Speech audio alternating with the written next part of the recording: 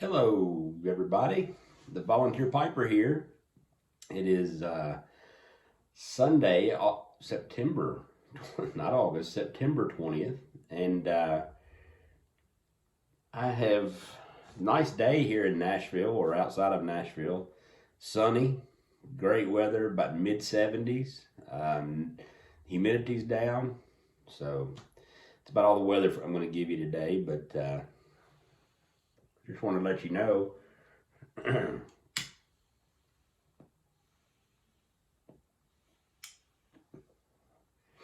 Today I'm smoking a Savinelli Regimental.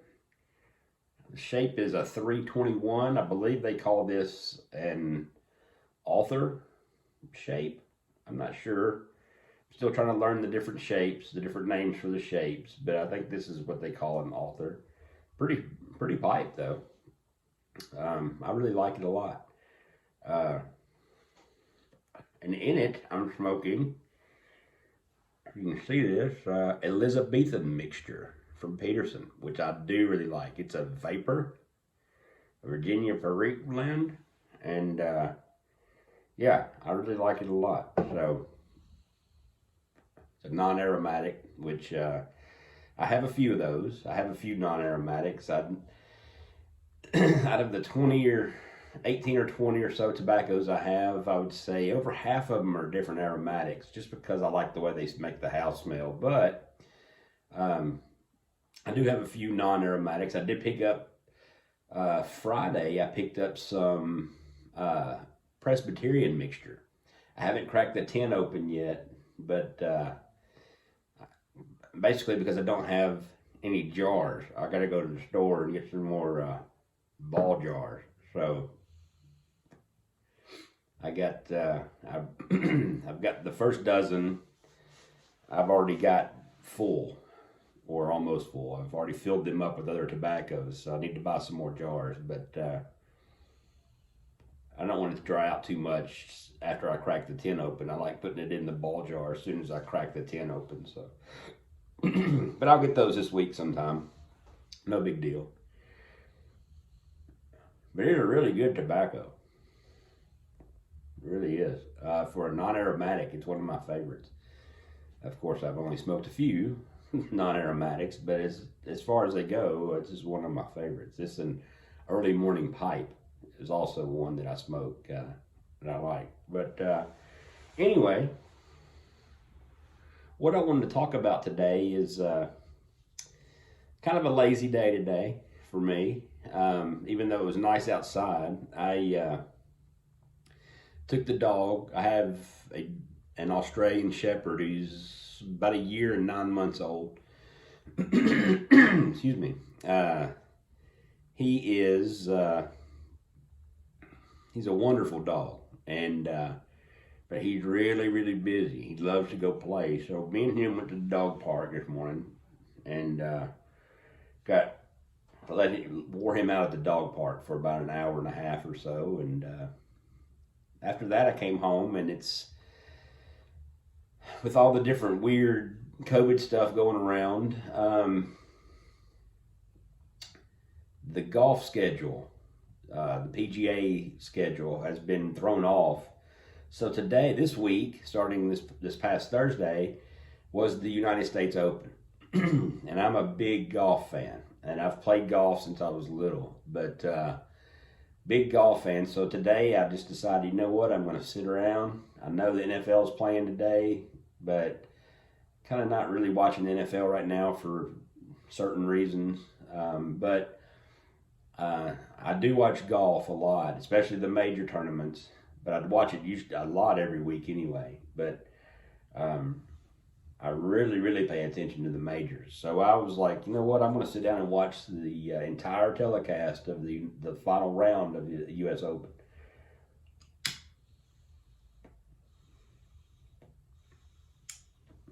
By the way, congratulations to Bryson DeChambeau. He won the Open this afternoon, and they played it at Winged Foot Country Club, which is in New York. It's on Long Island. I'm not going to try to pronounce the name of the city. It starts with an M, but I don't want to mess the name up. So it's there, and really, really difficult course. He was the only player under par for the tournament, and he won by 6 or 7 strokes. So anyway, good job to him. Congratulations to him. But the reason why I'm talking about golf is because my father got me into the game, and he was an avid golfer. Wasn't that great, probably like a 10 to 12, 13 handicap. So, but he was, he was decent. He played all the way up until he was 70, early 70s. And before his back finally gave out on him, he wasn't able to play anymore. So, but he's the one who got me started with the game early. And so we would sit and watch. I remember when I was single digit age, watching golf tournaments with him in our living room and watching those guys. And he would tell me about who's good and who's coming up and who's not so good. And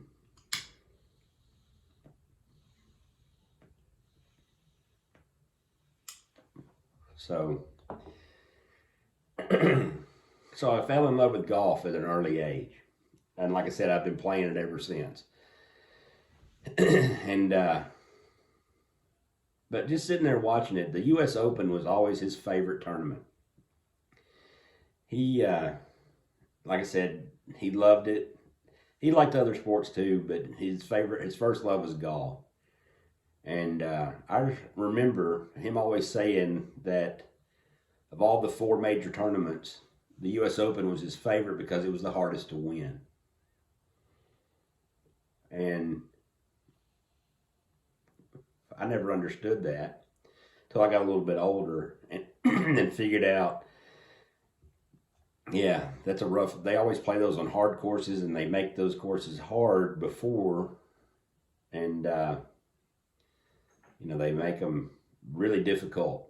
So an everyday golfer like me and everybody else would I'd probably shoot 150 on that course that they played today or this week. So, but it brings back some memories because my dad passed away this past December, on December 23rd, 2 days before Christmas. And like I said, he wasn't able to play golf his last, I don't know, I think 14, 15, 16 years or so because of his back and some other health issues that he had. But he was 89 when he passed. But I would go visit him. He lived in Nashville in an assisted living home. And I remember going there on Sundays, and we would watch golf together. He lived there for almost 3 years. And before that, I would go to his house and watch golf with him. Me, and if my kids were in town or if they were here when they lived here, we'd go over there, have lunch with them, and it'd always be a golf game on. Always be the golf match. So I was thinking about it today, kind of wondering what I was going to talk about. And I started thinking about all the good times that my dad and I had playing together. I wish I'd have played with him more. But we got to play a lot together. He had a regular foursome, which was cool because all of his foursome were brothers. So him and 3 of his older brothers would play golf every Saturday. And I mean every Saturday. They played in the rain, unless it was lightning outside. It didn't matter how hard it was raining. They played when it was freezing cold, or they played when it was steamy hot. It didn't matter. And stupid me loved it so much that I would just go and ride the cart when I was young, just to watch them play. And you know how brothers are. They love each other, but they can be really, really competitive. And I would watch them, and I heard some pretty salty language on the golf course. And I learned a lot about life. Because I'd ride with my dad and one of my uncles on their cart. Then I'd switch over to my other two uncles' cart and ride with them for a little while. When I was little, they would let me putt. My dad would give me his putter, and I'd putt around on the green after they finished real quick while they were driving over to the next tee box. As I got a little bit older, they'd let me hit some shots. And then as I got a little bit older, they'd actually let me play a hole with them. And then for a few years, I got to be their fifth.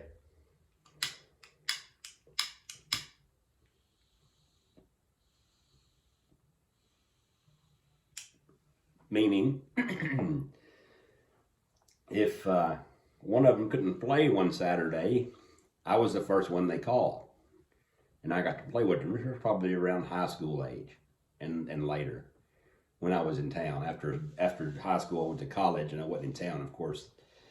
I wasn't there, but when I could play with them, Dad would call and say, "Hey, your uncle couldn't play, can't play tomorrow. Do you want to play?" And I'd say, "Yeah, sure."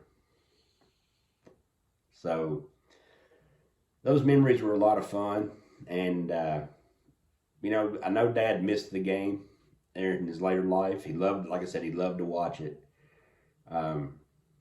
and I know he missed playing it, but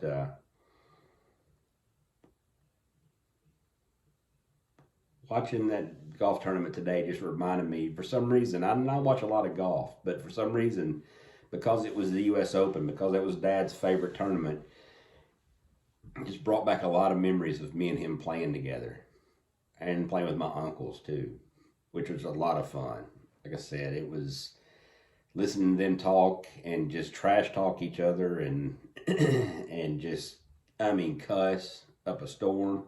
But when you saw him, one of my uncles was actually a deacon in church, and he was probably the nastiest one of them all. Maybe not didn't cuss as much as the other ones did, but he would let them have it. And he was the oldest brother. And so I just thinking about those times and just riding on that cart. I remember one time it was snowing outside. Hadn't snowed a lot. Doesn't snow a lot here in Nashville. Even when I was younger, it did, but I can't remember the date exactly. But it was snowing, and there were, you know, it had covered the ground. It wasn't like an inch or two of snow. It's just kind of like a dusting of snow, but it was enough to make the ground a little bit white. I remember Dad, and they always had early tee times. Always had early tee times. I mean, 7 o'clock in the morning early tee time. So that means we had to leave the house by like 6 o'clock or a little bit before, so we'd get there and Dad could warm up and they'd all meet and they would, you know, grab their coffee and whatever. And so that way they all could come back home and do their yard work and do whatever. And it wasn't so hot during the day or anything like that. But by God, it was cold, especially on those cold days. You know, I was thinking, why don't y'all play a little bit later in the afternoon when the day warms up? Dad's like, nope, got to have our regular tee time. So their tee times are anywhere between 7 and 7:30 in the morning, every Saturday, for as long as I can remember. But this one particular Saturday, I must have been about 9, maybe 10, 8, I don't know, somewhere in there. Dad looked outside and saw that there was some snow on the ground. The phone rings. I guess it was one of my uncles. I don't know which one. And all I heard was Dad's like, hell yeah, we're playing. So I guess whoever it was asking him like, "Hey, it's snowing. Are we still gonna play?" Dad was like, "Hell yeah, we're playing. Be there." So next thing I know, I'm getting dressed for the cold weather. My mom's getting me dressed, putting clothes out for me. And of course, back then, you dressed up, you had like 25 layers on. And especially me. But, excuse me, I'm drinking water tonight, by the way, or tonight, this evening, when I'm recording this.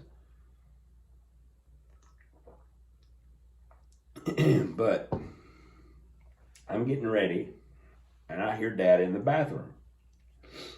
I'm like, what is he doing? That's not his bathroom. They have a bathroom in their, and my parents had a bathroom in their room, their master bedroom. I'm like, what's he doing in that bathroom? So I go in there, and Dad has got a bottle of my mother's fingernail polish, like bright fingernail polish. There's like a reddish orange color or something. It's the brightest one she had. I can't remember. And he's painting his golf balls a different color. Of course, back then, now they make different color golf balls. They make the orange and the yellows and the greens and the day glow colors. But they didn't do that back in the late 70s, early 80s. And so Dad was like, well, I got to be able to see the ball when I hit it, if it's going to be some snow on the ground. So he painted 3 golf balls, and they were bright. I mean, like whatever color, like I said, whatever color fingernail polish my mom had, the brightest color she had. Apparently he had asked her, or he had just looked for it and found it, but he was painting his golf balls with the fingernail polish. And I was amazed. I was like, wow, that's dedication right there.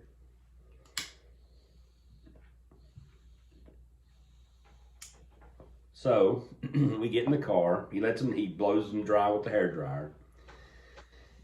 We get in the car and heading down there, and it's still kind of flurrying outside. It's not really snowing now. It's just kind of flurrying. So it must have been in the 30s, the temperature, for it to be snowing. Kind of an overcast day. And I'm wondering, what in the hell am I doing in this car? Why am I going to torture myself just riding in the car? I knew they wouldn't let me hit today because they wanted to hurry and get done as fast as they could. But I'm excited. We get to the course. I get my famous sausage and biscuit that Dad always got me in the morning, and a Coke, because I didn't drink coffee, of course. I was too young.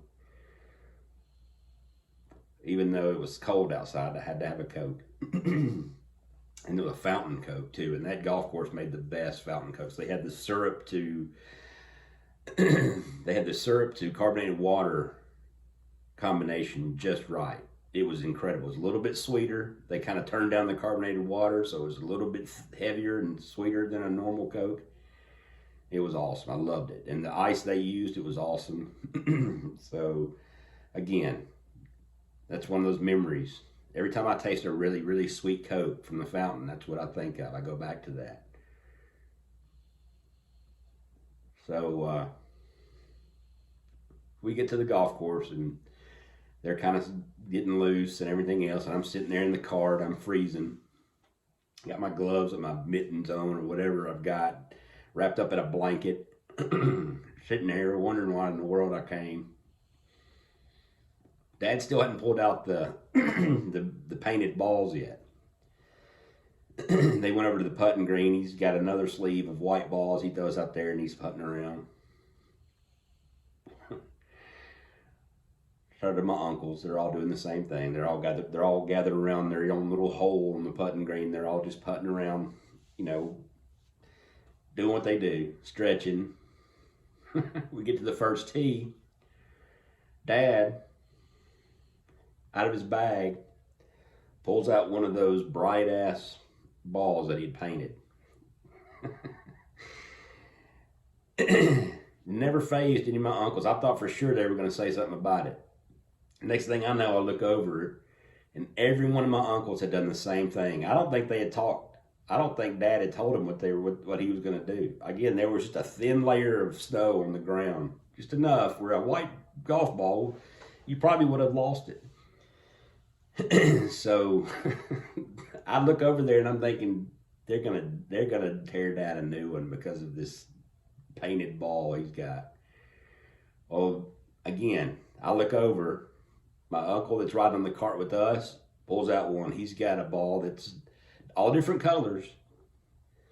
Because I guess all my aunts and my mom, they all wore different color fingernail polish, but they're all different colors, so you knew whose was whose. Kind of like it looked like a miniature golf course. You know, they had all the different colored balls, so different people can play.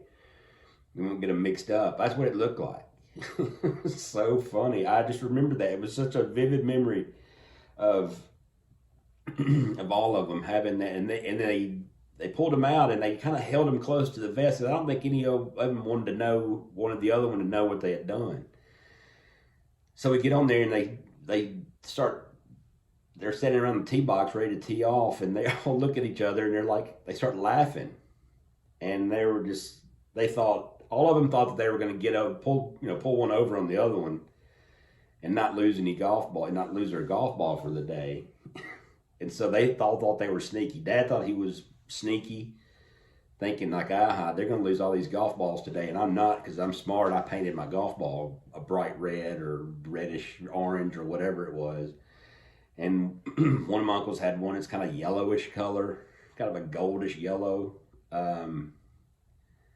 It was just funny, and I remember that so much. And that, again, that's one of the memories that came across today when I was watching that golf tournament. My son plays golf now, and I got him into playing golf when he was younger. And that's just one of those memories that I remember of Dad and playing golf with him, and that's just one of the things that we bonded over a lot.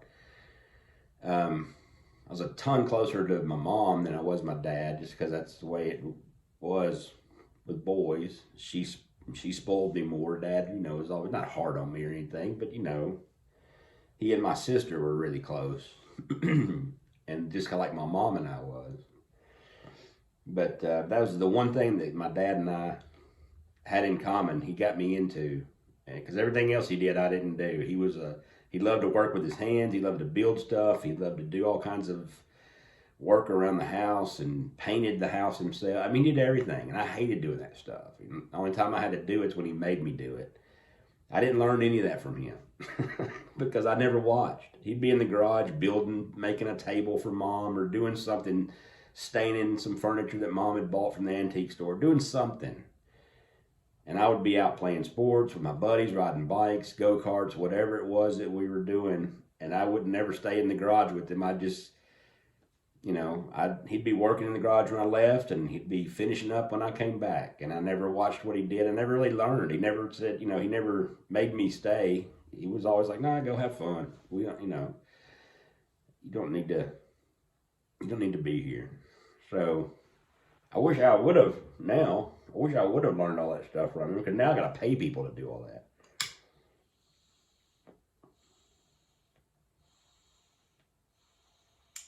Sorry, I'm having to relight this so much. I got a filter in this pipe, and I know there's a whole filter debate, but I have to have them because I'm what they call a wet smoker. I don't really use the filter for the health, the health thing. I use it because it keeps the smoke drier. Because if I don't use one, or I do have a few pipes that don't take filters, and when I smoke those, they tend to get a little gurgle to them. So my filter pipes never do that. So I prefer a filter. It helps, like I said, it doesn't do anything for me to the smoke. As far as like flavor or anything like that goes, I know I've heard the debates. I've heard a lot of people debate about filters or not filters. Should you use a filter? Things like that. And the only reason I use them because when I first smoked one, the first pipe I bought, I think it was the Molina pipe that I was smoking in that second video. or third video. I can't remember now. But it was a filtered pipe, so it came with some filters, so I used it and I liked it. Then I bought a couple that didn't use filters, and I'd always get that gurgle. And I'd heard people on other videos saying that, you know, it was because you're a wet smoker. And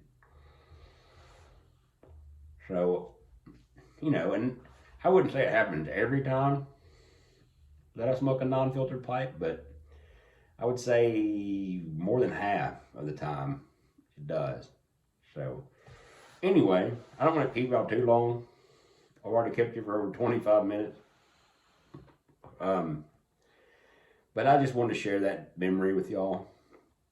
Like I said, every time I watch golf, I think of my dad and all the good times we had together, and then with my relatives, my uncles, playing golf with them and just listening to them talk, and you know, just having fun. That's what they all loved.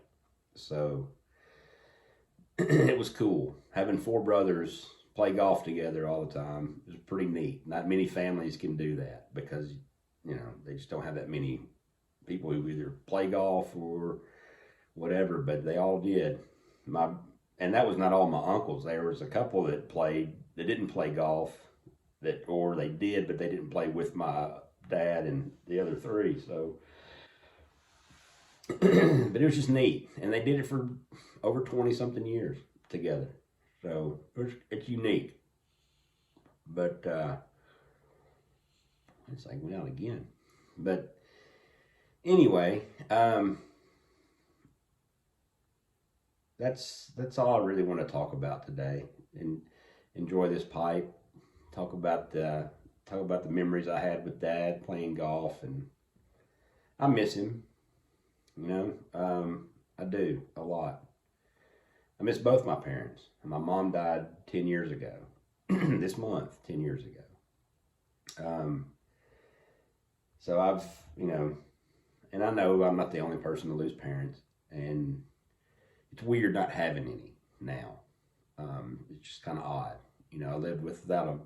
You know, with Mom passing, you know, just kind of odd just having Dad around, but Dad never got remarried or anything like that.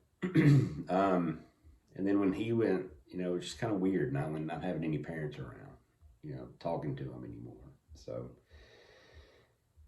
again, you know, I think about him every time I watch golf. Every time I play golf, I think about him. And then, but really with the U.S. Open being now, it just kind of really made me think about him. Because normally the U.S. Open's played in June. And with all the COVID stuff going on, they moved it back. But it was neat. It was fun watching that tournament and reliving some of those memories in my head while I was watching the tournament. And because I know golf tournaments can sometimes get a little boring on TV if you're just a casual fan. Now, to me, I don't think any of it's boring. But but anyway, that's enough about that. Next month, October, I've got a special pipe that I have not smoked yet that I'm going to break out for all my October videos, and a tobacco that's going to go along with that pipe that I'm going to smoke. I might smoke another pipe because the pipe I'm going to use is going to be used for aromatics only. The pipe that I haven't smoked yet, and then I'm going to I have my Haunted Bookshop tobacco, which I'm going to also smoke.